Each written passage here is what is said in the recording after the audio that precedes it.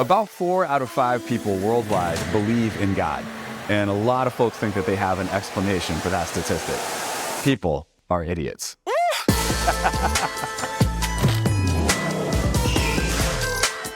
But the world isn't divided up into believers and unbelievers. Everybody believes in something. Everybody is following someone. So the question isn't, are you a believer? The question is, what is it that you believe? One of the most unchallenged beliefs in Western culture is that life is about finding happiness. So we decide what we think will make us happy, and then we work to try and make that happen. But then suffering comes along, and we usually have no control over suffering. And that can rob us of the conditions of our happiness. And when that happens, that can just destroy our desire to keep going. There is an ancient alternative to living for happiness, however. It's to live for meaning.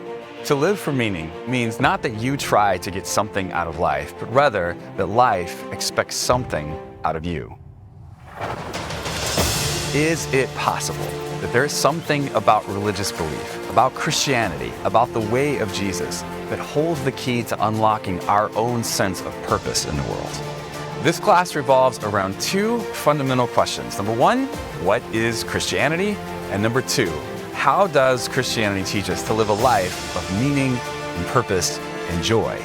We're going to talk about the origin of the universe, the concept of sin, Jesus, the Trinity, finding joy in the midst of suffering, whether or not it is crazy to believe in angels and demons, and what, if anything, happens to us after we die. Perhaps the most significant gift we could receive is grace for our past and purpose for our future, which is exactly what Jesus taught us was on offer from God. Whether you're familiar with Christianity or you're newly curious about what it teaches, this class is an exploration into a faith, a way of living, a belief about what truly matters in life that changed the entire world and might just change you. We're Verve City Church, and this is our MasterClass.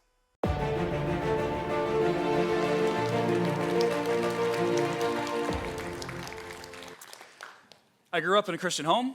My father is actually an evangelist who spends most of his time vocationally traveling around the United States and a little bit around the world telling other people about Jesus. I have been going to church faithfully since 9 months before I was born. That's my story. But as I got into college and I entered into my early 20s, there was a several-year period of time where I just wasn't sure if I believed anymore. Perhaps you've been there before. Perhaps you're there now. Perhaps you've never had faith to speak of. Maybe you've never considered yourself a follower of Jesus or someone who's interested in Christianity. I don't know where you are, but here's what I do know.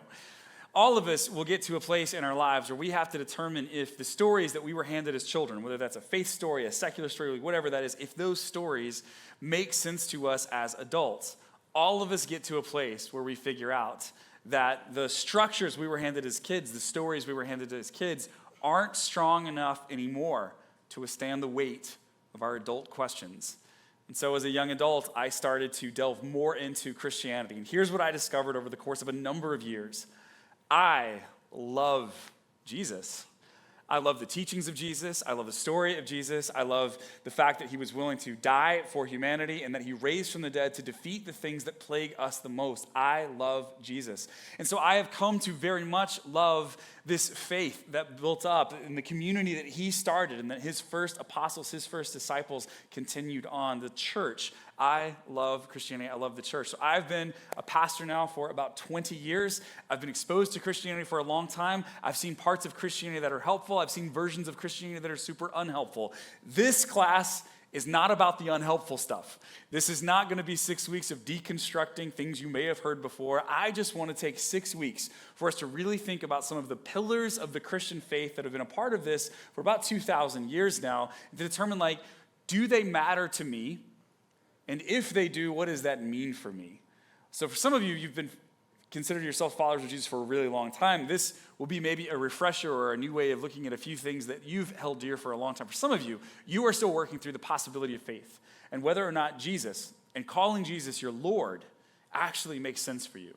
MasterClass is for everyone within the sound of my voice, because I believe you will find something helpful in it. The two questions we are wrestling with, right? What is Christianity, and how does it teach us to live? And we're going to start today at the very beginning. Christianity was not founded because of a book.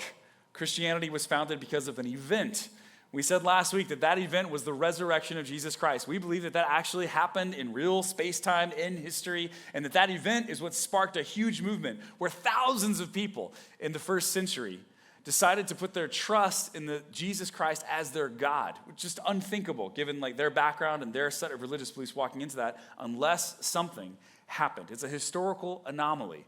And Jesus ends up being the thing that happened. His resurrection is the thing that happened. And so we just have kind of a rule here at Verve City Church, which is if you can predict your own death and resurrection, we just kind of go with whatever you say, okay? Jesus predicted his own death and resurrection. He rose from the dead, and then he taught us what it looked like to live a Godward life.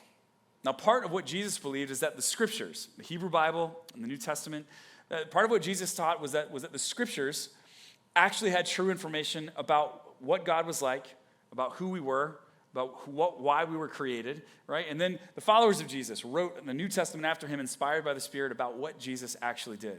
We're going to start at the very beginning of those scriptures that Jesus believed were authoritative, the Bible.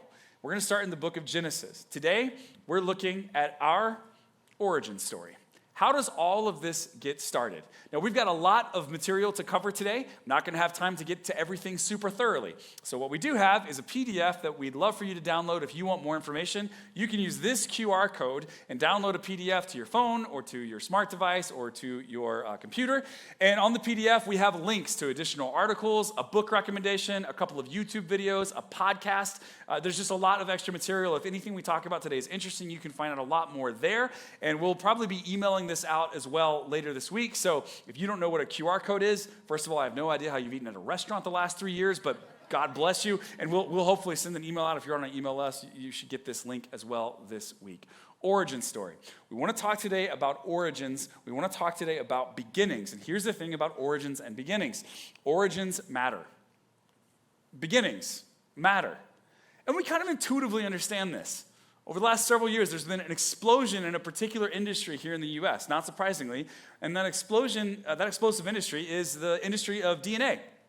You can get a DNA kit, and you can swab your cheek, and you can send them a sample of your DNA, and they will look at your DNA and determine like where you came from and what your family lineage is and all kinds of things about your history, all kinds of things about your past. In fact, a writer for The Atlantic named James Fallows, who's written a number of books, he sent off for a DNA test a few years ago, and it came back, he found out that he is 5% Neanderthal. That is so much Neanderthal. He said his wife looked at him funny for like a couple of weeks afterwards, like it was a bizarre experience. But the reason we're sending off and the reason we're interested in finding out our background is because we want to answer this, right? What kind of story are you living in? What kind of story are you living in? And where the story starts has a lot to do with the story you find yourself in. Now, we've believed that origin stories are important for lots and lots of years. If you look into Greek or Roman mythology, you'll find all these elaborate origin stories, some of which, in fact, that we're going to talk about a little bit later today. But we even have an American mythology, right? We have American myths, and our American myths mostly revolve around superheroes that we can make lots of money from at the box office, okay? But Superman has an origin story. Superman, lone descendant from the planet Krypton, sent to Earth to save us. The only son sent to Earth to save us? Okay, so you're going with me here? That's his origin story. Spider-Man sees that his Uncle Ben is murdered, feels like it's partly his fault, and he has to endure this tragic beginning in order to learn the very important lesson that with great power comes great responsibility. Iron Man, Tony Stark ends up creating an energy source so that the metal that's seeped within his bloodstream and is working its way toward his heart can be sucked into the energy source. And he creates one, he so over-creates this thing that it ends up being powerful enough to power an entire suit of armor. That is his origin story. That's his beginnings. Batman saw his parents die in front of him, and then Batman saw his parents die in front of him, and then Batman saw his parents die. What I'm trying to say is there's been too many Batman movies, okay? How many times can we see this poor kid's parents get shot, right? It's very, very disturbing. Beginnings matter too, because how something begins gives you a hint to how it will continue. Movies do this all the time. If you see the opening scene of a movie, that should set the tone for the kind of movie that you're in. Even if you walk in totally blind, you have no idea what the synopsis is, the opening scene should help give you a clue as to what movie you're watching. So if the movie starts off with a seemingly innocent phone call, right? But then that phone call ends up ramping up a lot in intensity. And right after that phone call ends, the person on the phone gets chased through the woods by this guy. You know you're probably in a scary movie. You're in a horror movie, right? That's the kind of movie you're in. But if the next scene does a total change of like scene and pace and mood and everything, it's very confusing. So if you go from this to like suddenly Margot Robbie is meeting with Ryan Gosling and a little bit of a meet cute inside of a coffee shop, and then the soundtrack hits and it's like some kind of classic rom-com thing, right? Yeah, we're not doing the whole song. Okay, so, but if that happens, well, that ends up being very confusing. What, like, wait, I thought we were in a scary movie, I thought we were in a horror movie, now it feels like we're in a romantic comedy. That doesn't make any sense. All right, that doesn't make sense to you. That doesn't seem to align. Why? Because that's not the story the beginning of the movie set up. That's not where it was heading. Origins matter. Beginnings matter. So this is what I would like to postulate.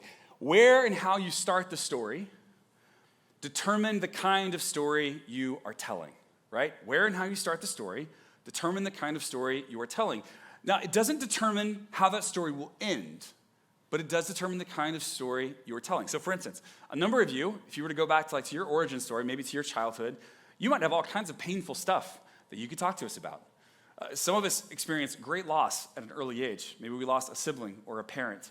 Like it's the kind of thing that really, it started off our story. Or some of us had really strained relationships early on, maybe with our mom or with our dad or with both. Or maybe we never knew our actual birth parents and we had a grandparent that we lived with. Or some of us have stories of being orphaned. Like your beginning, your Genesis story shapes and determines the kind of story you are living out. Now, it doesn't determine the ending, but the type of story. So it might be that you had a really tough, tragic beginning. And the rest of your life, what you actually discover is freedom from that beginning, healing from that beginning, and a new way forward. But that's not necessarily how your story will end. Some people have really tragic, difficult beginnings, and those things become ghosts that haunt them for the rest of their lives, and they're never actually able to remove themselves from the tragic beginning. So how the story starts doesn't determine how it ends, but it does determine the kind of story that you are living. If your story starts with difficulty and trial, the question of your story ends up being, will you overcome the difficulty in the trial? Origins matter. It really, really matters. So the question then becomes, what do we do about the beginning of not just some things, but everything? If beginnings matter, how do we think about the beginning of everything we experience in the world? All material, the entire cosmos, what does that look like? Now, the Bible that Jesus invited us to believe has an origin story, a beginning. In fact, it starts off with it in Genesis chapter 1. And here's how it begins. In the beginning, God created the heavens and the earth. This is the story that Jesus believed about where everything started from and why it existed. Now, we're going to get more into this passage in just a little bit, but first, I want you to know that when Jesus is believing this story, when his disciples are believing this story, when the ancient Hebrews are telling this story and retelling this story, they're not just telling the story in a vacuum. It's not like everybody had the question, how did this all get started, and only the book of Genesis had an answer.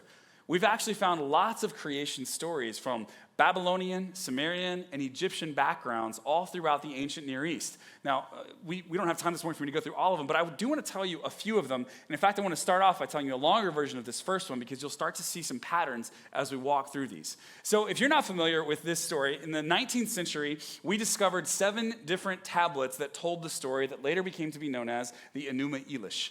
And this story is fascinating, all right? So a little bit of background as to what they thought, the ancient Babylonians thought about the world that they lived in, just kind of how it existed. So what they believed was that we are on land, right? We walk around on land, and this land is actually just a disc. It is a disc of land that we walk on. And then whenever you would walk to the edge of that land, what would you see? The oceans. And so you live on a disc of land, and it's surrounded by a disc of salt water. That's what they believed. And then if you dig down into the land, almost anywhere, if you dig down far enough, what do you find? More water. But it's not salt water, it's fresh water. So they believed that we lived on a disc of land, on top of a disc of fresh water, on top of a disc of salt water. That's the way that they imagined the world. In addition to that, they believed that there was a dome overhead. Why would they believe that? Well, if you've ever stood out in the middle of a field, which is increasingly difficult here in Southern California to even find one, but if you can find a field and you can go stand out in the middle of it, you can look up and it looks like you're standing on a disc of land with a dome on top of you. This is a purely phenomenological way of explaining the world. They had an experience, they experienced the phenomenon. It feels like we're standing on a disc, looking at a dome above us, and so they explained that that must be the way that the world worked. That's their thinking. So in this Babylonian creation account, the Enuma Elish, what we see is that they believed that there was a goddess of salt water and a god of fresh water, and that these gods mix together. Apsu is the name of the god of fresh water, and Tiamat is the name of the goddess of salt water. And when these two mix together, they had like little godlings, lesser gods that aren't as great as them, but other gods. And these gods often represented huge chunks of human personality. This, by the way, is really common in any kind of mythology, that the gods represent human personality traits. For instance, you have Eros, who represents love and sexuality in the Greek mythology, or Ares is the god of war, who represents aggression. So why do you have gods representing these human personality traits? What's the reason for that? Well, gods never die, and they control you. So there's something about believing that there is a spirit of aggression and violence and war in the world that never dies and tends to control you. There's something about believing that there's a spirit of love and sex in the world that never dies and somehow controls you. So these gods, Apsu and Tiamat, they have these little godling children, and the godling children decide to rebel against the parents. Tale as old as time, right? Like you have these kids, and you feed them, and you give them your everything, and then the next thing you know, you turn around, and they're wanting to murder you. So they decide to murder Apsu. So they go against Apsu, and they kill Apsu. So Apsu's not in the story for very long. He dies. Tiamat is very upset about this. Like, they just killed her husband, and so she goes to war with the godlings. But the godlings, led by the god Marmaduke, end up defeating her, and she dies as well. But then the godlings are around, and they don't have mom and dad anymore, and they're having to do all this tasks, these menial labor to keep the world kind of running. And they decide, you know what we don't like doing? Menial labor. What if we created other beings to do the menial labor for us? So they decided to create human beings. This is how we come into the picture. They take one of the gods that Tiamat killed in the big conquest, and they rip that god's body into many pieces, and out of the carcass of that god came us. It's really kind of a beautiful, heartwarming creation story if you think about it, right? So in the Enuma Elish, the story that's being told, the origin, the beginning that's being told here, is that we are created out of the carcasses of a dead god to do menial labor on behalf of the gods who didn't want to do those tasks anymore. And if you understand that that's your origin story, you start to understand rush hour traffic in LA on a Friday afternoon. But that's how they believe the world worked. That's how they believe the world started. That's not the only story that we have, though. We have this Egyptian story of Atum. And Atum was not a created being, it doesn't seem like, but there was no one around before him. There was this primordial sea. And out of the primordial sea, the god Atum came and started to exist. And so he's like self-created, kind of, but he did have a beginning coming out of the primordial sea. Then he creates a couple of lesser gods, and those lesser gods get entranced by the primordial sea, so they start to go out to the sea to explore it, and he loses them. So he creates this eye to go in search of them. This is just a horror movie waiting to happen is what this is, right? So this eye, he sends this eye out to go find them. And I've probably told you this before. My grandmother used to sing this song to me when I was a kid about God, and it was called The All-Seeing Eye. And she would just say, "There's an all-seeing eye watching you," right? And in my mind, I just thought of this giant eyeball in the sky just looking down. That was my original picture of God, and probably one of the reasons I struggled with faith in my 20s. Okay, so Atum sends this eye out to go find his godlings, and they find the godlings and they come back, and the story goes that when the godlings come back, Atum is so excited that they're back that he begins to cry tears of joy. And out of the tears of joy, humans are formed from the tears. And then the godlings decide, well, we have these humans now, we should get them to do our menial labor that we don't want to do. So there we go. We're either created from the dead carcasses of gods to do menial labor, or we're created out of the tears of joy of the gods to do menial labor. Or we have this other story, the Atrahasis epic, and in this one, the story goes that there were 7 different gods, and that they decided that they needed someone to do menial labor for them. So they killed one of the other gods, and out of that god's carcass, they created humans. Are we sensing some themes here that just keep coming in and out, right? So they do that, but then the humans, well, they get whiny. and they complain a lot. So unlike us, by the way. It's hard to imagine any of us doing this, but they get whiny, and they start to just annoy the gods. And the gods are like, we'd rather do the tasks ourselves than have these whiny humans hanging around and doing them with all this complaining. Too much complaining, they say. So they send a great flood to destroy all of the humans. But before the flood waters descend and all the humans are destroyed, one of the gods sneaks out away from the council of the gods, and he lets Atrahasis know that this flood is coming so that Atrahasis can build a boat and save his family. Does this sound familiar? So we're either made out of the carcasses of dead gods to do menial labor, or we're made out of the tears of joys of gods to do menial labor, or we're made out of a different dead carcass of gods to do menial labor. Either way, we are just walking, rotting flesh sent to do the menial tasks of the gods. And the best we can hope for, if that's your origin story, is that you don't anger the gods. The best you can hope for is that you somehow keep the gods on your side.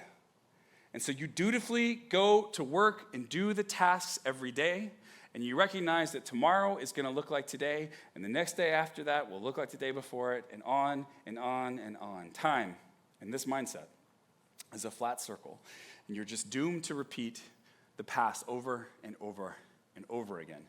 It's within this context, this understanding of the origin of the world, that the Genesis account is written.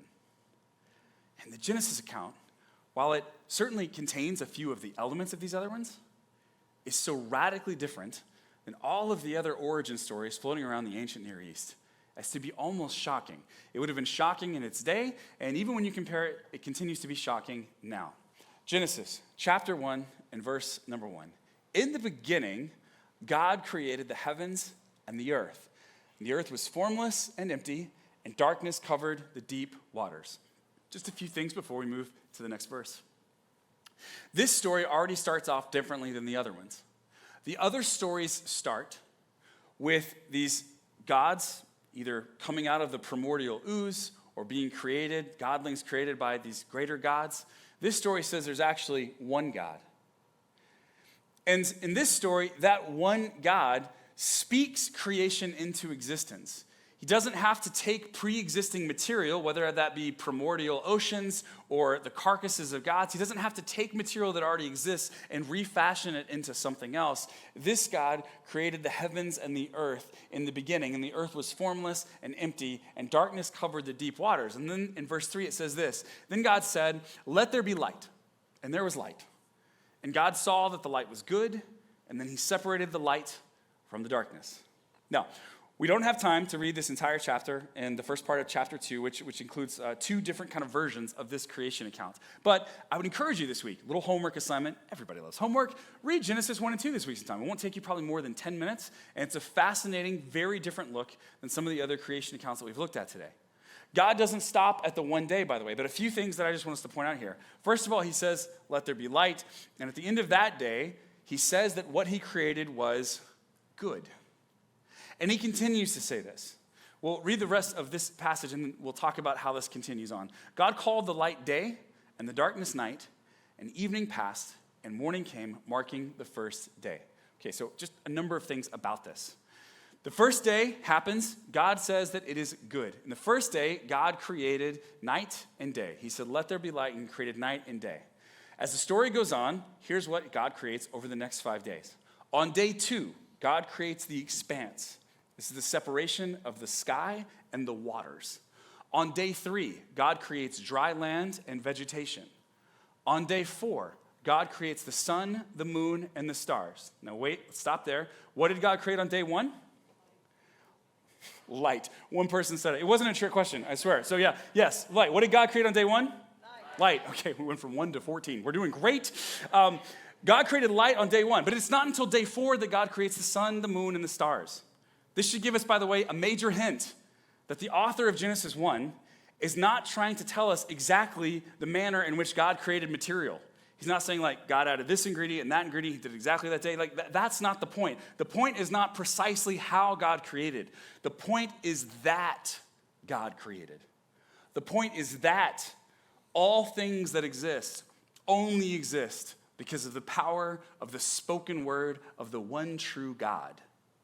that is over and against all of the other ancient Near Eastern myths about how things started, about their genesis, their beginning, their origin.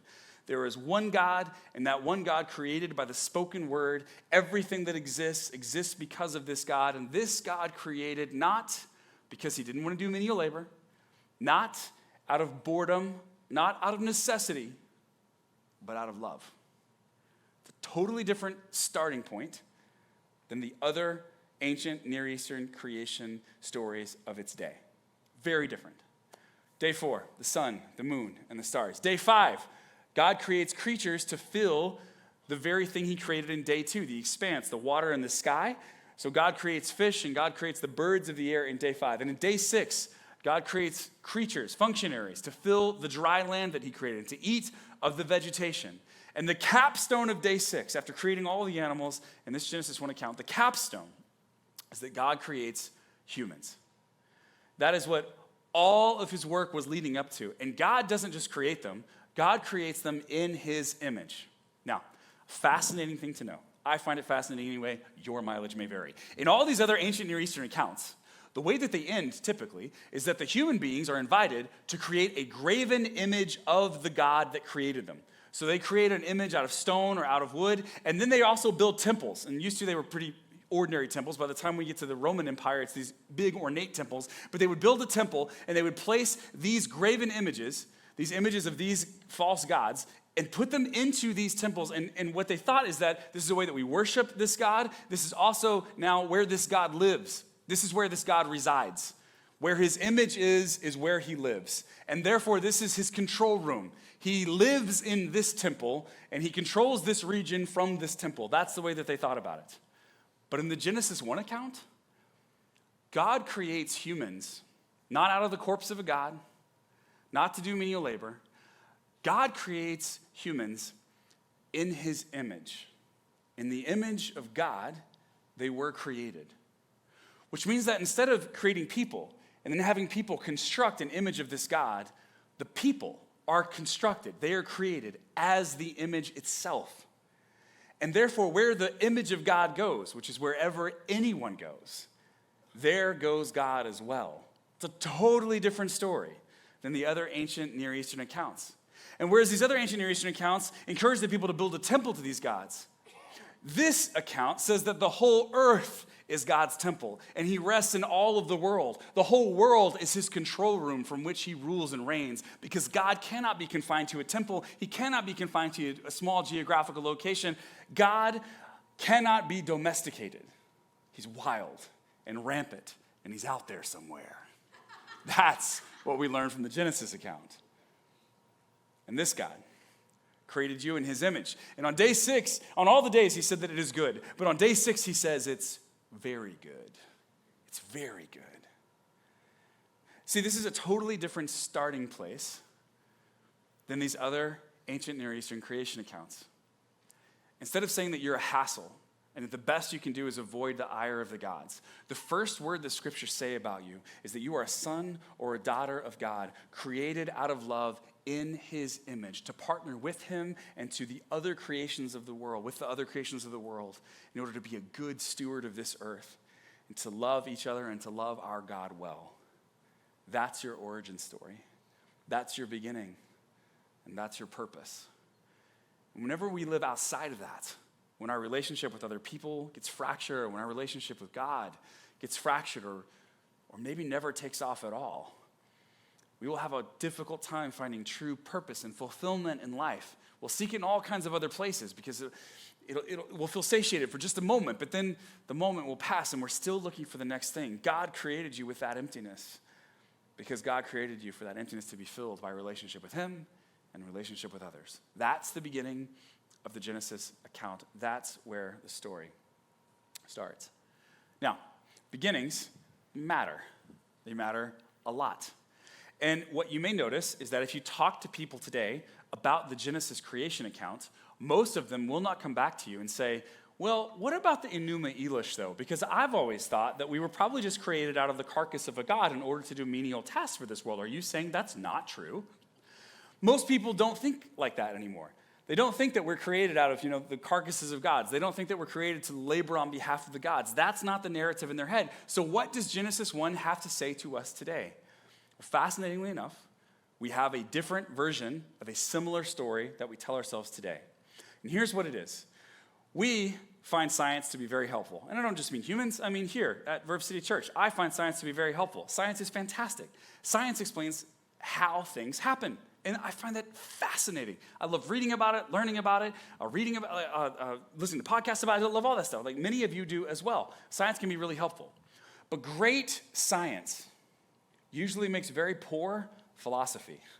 Because philosophy, religion, they are answering a different set of questions than science is answering. Science is asking the question, how? When? Those are kinds of questions that science is really helpful in explaining. Religion, faith, Christianity is answering the question, who and why? Give an example.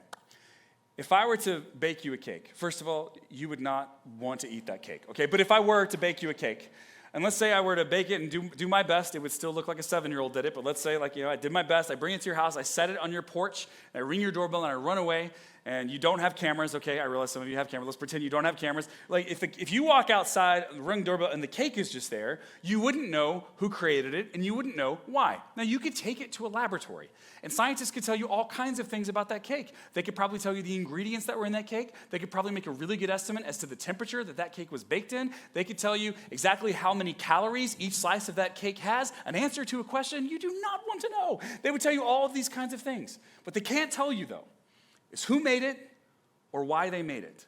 Because science doesn't answer those questions well. It's not meant to. It's not supposed to. That's okay. Our problem is a number of us have confused science and faith, and so Christians who have done that have said, well, faith and science have to be at war with one another, and I don't think that's accurate. And non-Christians have said, well, faith has nothing to do with science, and therefore, if I believe the science, I have to dismiss the faith. And I think both of these positions are mistaken. So let's talk about our current understanding of our origin story from a scientific perspective. As best as we can tell, the universe is something like 14 billion years old. And the Earth that we're on right now, this, disk in a disk in a disk, the Earth that we're on right now is actually something like 4.6 billion years old. It started with a singularity and a giant explosion, and all the matter that exists in the universe was flung out into the far reaches of space. And somehow, over a number of years, this matter actually evolved here on this Earth to have life and life that continues to evolve. That's our best understanding of how this stuff happens, okay? Which is interesting and helpful. But if you go purely by the science and you say it was all just an accident and God was not involved in it at all, there was no design, purpose, or plan whatsoever, then you just have a hard time finding meaning and purpose and morality. Those things are very difficult to hold together. Like it's all an accident, but we should also be really moral. Well, why should we be moral? That becomes the question, right? So if you take the science and make a philosophy out of it, and you take out any belief in a God or something that's above us, beyond us, that we cannot quite comprehend, then it makes the rest of the way that you think about the world just very, very challenging. Here's what's interesting about this. Over the last several decades, worldwide, especially in the West, though, we have increasingly become aware of people who are being disenfranchised by society, people who don't have as much as we have, people who need some help getting out of maybe poverty or maybe out of a social situation. And we have increasingly tried to be helpful to those people. We've increasingly tried to spotlight and highlight those places that we can do a better job in. And that's good. Charles Taylor, the philosopher, says this: "We are asked to maintain standards of equality which cover wider and wider classes of people, bridge more and more kinds of difference, and impinge more and more on our lives." He's not saying that as a criticism. He's saying that's the direction that the world is moving, that we're increasingly trying to make room for the other, to recognize that we are our brother's keeper, we are our sister's keeper. The question we have a hard time with, though, if we completely remove God from the equation is, why? Why should we do that? If all this is about a giant accident that happened, and evolution is simply about survival of the fittest, and creation is simply red in tooth and claw, it's all about getting everything you can and moving on. If that's the way that we think about the world, why should we keep trying to make more space? Keep trying to be, more equal. Keep trying to move forward on these. What is the reason for that? And this is what he says: moral positions are not in any way grounded in reason or the nature of things, but are ultimately just adopted by each of us because we find ourselves drawn to them. Like, this raises all kinds of questions. If we completely remove God from the equation, we say, like, I don't believe in any God, right? Now listen, just very important for you to know. I have friends who are atheists and friends who are agnostics, and they are, most cases, very moral people. They care a lot about being kind to others. They care a lot about being gracious with others. They care a lot about those things. The question they just can't answer, though, is why? Why care about those things? And usually the best kind of response I get is like, well, I just feel like I should. Which is fine, but it raises questions like, well, how do we know what is moral? If I just feel like I should behave this way, what if you don't feel like you should behave that way? What do we do with that? And if we disagree on what is moral behavior around something, how do we persuade one another if there's no ultimate authority to point to, right? Here's the other questions, like on what basis should others accept our morality as true? This becomes an incredibly difficult question to answer, and philosophers have spilled tons of ink trying to do it. I just don't think they've answered it well at all. Tim Keller, a pastor in New York City, had a teacher who was a part of his congregation, and she was supposed to share with middle school students as part of the school curriculum some basic concepts of treating others well, right? It was concepts like racial equality and concepts like fairness and concepts like looking out for other people and trying to treat others the way that you would want them to treat you. Those are the kinds of concepts she was supposed to teach in part of their social studies. But she wasn't allowed to bring up any kind of religion, which made sense to her, right? Separation of church and state, that's not an issue. But here's what she found was so difficult. Talking about these concepts of trying to be kind to others, trying to have a better morality, the students kept asking the same question over and over and over again, and because she wasn't able to point to any kind of higher good, being, or thing beyond humans, she couldn't answer the question, because the question they were just asking around all this was simply, why? Why should we treat others like we want to be treated? Why should we try to extend grace and assure equality? Why should we do those things? If you don't have a starting place that looks something like what Christians have, which is that every single person was created in the image of God, that each person then has dignity, and each person is of infinite worth because God created them in his image. If that's not your starting place, then you're left with the question of, if I want to ensure equality, respect, grace for others, morality, if I want to ensure those things, like, why? I'll give you an example. This is from a comment left on an article in the New York Times about how long the universe has been around. The universe, it's been around over 13 billion years. And so one of the people left a comment. And comments on the internet tend to have a little bit of snark. So here's how it started. The commenter says, "You are not a unique snowflake. You are not special. You are just another piece of decaying matter on the compost pile of this world." Good thought for the day, right? It's a good starting place. But what does this sound a lot like? You are just created out of the decaying flesh of a dead God. You're not special. That's just who you are. And then the commenter goes on. Nothing of who you are and what you will do in the short time you are here will matter. Everything short of that realization is vanity. Okay, so far, feeling pretty good. How does this commenter finish? This is what they say. And you've got to decide whether the conclusion matches the premise. Okay, here's the premise. What's the conclusion? So, celebrate life in every moment, admire its wonders, and love without reservation. What? See, this is what they want life to be about because they recognize that this is a better life. It just doesn't follow from this premise. This does not logically get you here ever.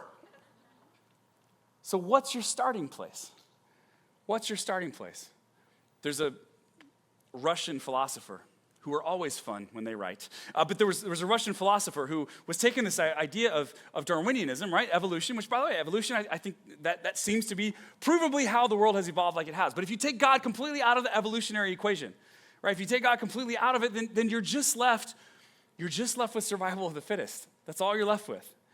And when that's what you're left with, having the conclusion that you should celebrate life and admire its wonders and love without reservation doesn't make sense.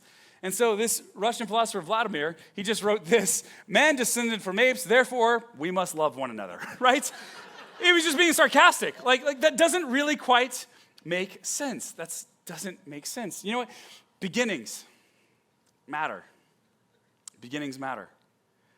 And so what we have to recognize is that when we come to the Genesis text, when we read through chapter 1 and chapter 2, when we start to approach the origin story that Jesus believed was the defining beginning for human beings, we bring with us some of the same questions that people would have brought with them 4,000 years ago when it was first passed down through oral tradition.